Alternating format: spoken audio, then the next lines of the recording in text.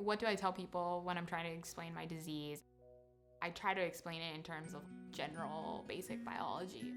I pretty much just say that I don't have the enzyme that allows me to transfer fat into energy, which is what causes things like the severe muscle pain and things like that. 4 to 6 months after I was born, my mom started to notice I was projectile vomiting a lot.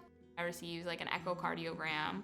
They saw that my heart was 5 times enlarged. I fell into a coma and was rushed to another hospital. That is where my tests were taken and sent out, and that's when I was diagnosed with VLCAD. At the time, there was like very limited knowledge. It was a newly discovered fatty acid oxidation disorder. So it was really just kind of like this open, take it day by day. For the first like 2 years of my life, I had a feeding tube. My childhood was actually very smooth. Like I was a very healthy child. I obviously had to take precautions that most children don't. I had to carry snacks with me, I had to take medication, but for the most part I got to go to public school, I had friends and sleepovers and all the things any normal kid does. And then come adolescence, that kind of all came to a screeching halt. My health started to change with puberty. I definitely started to feel the impacts of my disorder more.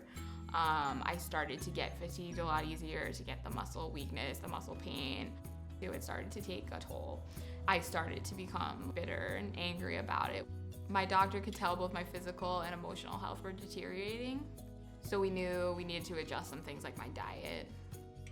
My diet had to adjust to kind of being a lower carb diet.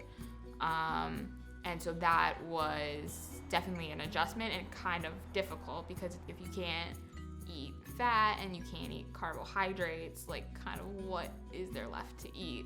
It's all about finding a balance. Living with VLCAD or any type of FAOD is hard. FAOD is a big part of my life. So it was always, for me, it was like working my disorder around that instead of vice versa. Trying not to make the disorder the center point of my life, but rather like finding ways to manage around it.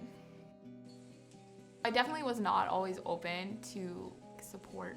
I went through my adolescence phase where I was really in full denial. But it got to a certain point where it was part of my life and I had to learn how to accept it. I feel like I've gotten to the point where I've kind of made it through what they define as like the hard years. And now I feel like I can use those lessons I learned. I see kids who are little, and especially their parents, like struggling the same way that I did and my parents did. And just being able to be like almost like a beacon of like hope for them, that in itself has like really helped me.